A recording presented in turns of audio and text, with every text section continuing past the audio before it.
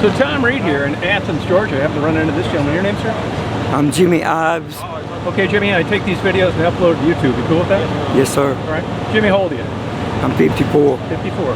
And Jimmy, I presume you're homeless. Well, we consider it houseless Well, houseless. Yeah, that's a good way of putting it. It's probably true. How long you been at this facility? since November. Okay, and what led up to that? Well, I had been in prison for about 9 years, and I got out, and I needed an address because they put you back if you don't have an address. And the First Step program saved my life. It did. They gave me an address, and I was able to keep reporting and stay good on my parole. Oh, good. Now, what were you in prison for? Well, I had a disagreement with the Clark County SWAT team. Oh, okay.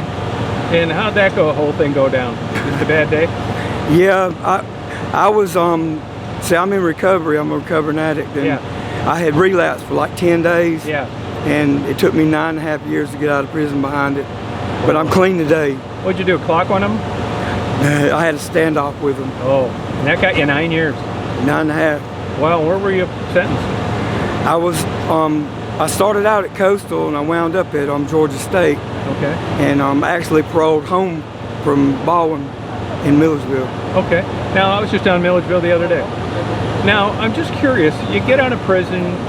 Did you get out early? I did. Okay. And how does this parole thing work? In other words, people violate it, and I wonder why. I mean, they say people feel comfortable being in prison. When they get out, they commit crimes to get back in. Is there any truth to that? Yeah, it's sad but true. A lot of the guys get institutionalized, and even I've seen it with younger people get institutionalized with only like a 2 or 3 year bid, which that was something that I stood strong on. Was I wasn't going to be that way, and I utilized the Georgia Department of Corrections for what it is, and rehabilitated myself back into a productive member of society. Oh, congratulations. Now, what kind of jobs had you had prior to being incarcerated? Well, I used to own my own business most of my life. It was Action Home Maintenance and Garage Doors. Yeah. We did historical restoration. Yeah. And stuff, but I've been disabled since I was 43. Oh, what happened there? I was in a motorcycle wreck, messed up my back. Oh, all right. I tell people all the time, don't ride motorcycles, especially in this day and age. You agree with that? I disagree with that full-heartedly. I'm a biker. I still got my Harley. It's the only thing I got. And you ride it? I do, but I haven't got it fixed back up because, like I say, I hadn't been out long enough yet. All these people texting and stuff? Yeah, you don't do that on a motorcycle. No, I know. That's not what I'm worried about, the motorcycle. It's the people driving that aren't looking. Yeah, I think that the DMVs should have a little questionnaire in there about motorcycle safety as far as the cars go. Yeah, I agree. Because 9 times out of 10, it's not our fault. It's the car. No, I know. Yeah, that's why I don't do it. Yep. What were the circumstances behind your accident? It was New Year's Eve, and it was in Athens. It was long time ago. I was 24, so it was what, 20 years ago, 25 years ago. It was New Year's Eve, and a guy pulled out in front of me. He was coming off of Jimi Daniels Road, and I was on Atlanta Highway, and he pulled out in front of me, and I sideswiped. I T-boned him, and it threw me 15 feet in the air and 25 yards away from the wreck. And in Atlanta Highway. Oh. So I bounced up, and when I hit the grass, I collapsed. And the third vehicle through the wreck was a Ford pickup truck. It hit my motorcycle, and my motorcycle come flying at me in the air. And I had a broken pelvis, and among other things. Wow. But as soon as I got out of the hospital, I got me another motorcycle, and I could ride it before I learned how to walk. Oh, wow. My wife would hold the bike up, and I'd get on it and drop the crutches and leave, and then I'd have to come back to the house, beat the horn, and her come out and catch the motorcycle and give me my crutches back. Now, you mentioned a wife. She's still around?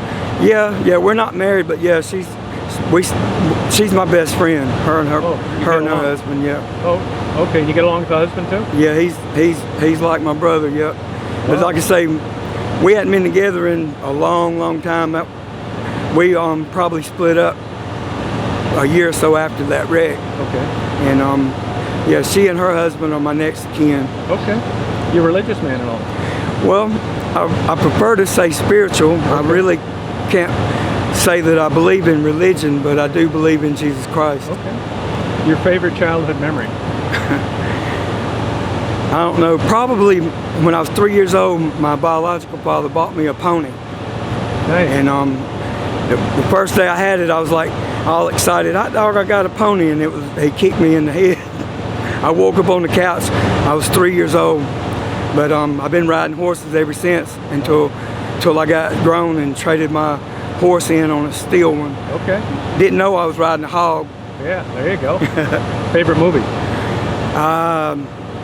Well, Passion of Christ, I think everybody should have to watch that one. Okay. And my favorite just regular movie is Roger Rabbit. Okay. Who Framed Roger Rabbit? Okay. I watch it and laugh every time. Favorite book?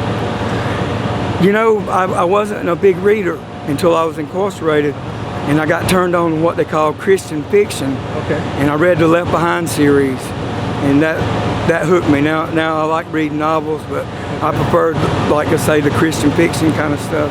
How about your favorite musical artist? Oh man, there's so many of them. My name is Jimi, and it's J-I-M-I. My biological father was a Jimi Hendrix fan. Oh, okay. And so I'm kind of named after him. And I like all music. You know, I'm a rocker, a headbanger. Okay. I was a teenager in the 80s. Yeah. All right. Yeah. Well, I appreciate the interview. You got any questions for me? Well, not really. I'm just grateful that you're out here doing this with us. you. You know, because I think it's important for the public to know what's going on. Yeah, I think it is. Because some of us are really trying to get off the street. I know. And the other ones are putting a stigma on the name because they think that all of us are going to live that way, and I really truly trying to rehabilitate myself to be a productive member of the society here in Athens. I love Athens. Yeah, I think you're doing a good job. Yeah. I wish the best of luck to you, and I thank you for the interview. Thank you too. And hope everything works out. Yep. All right. The good Lord's willing, it will. All right.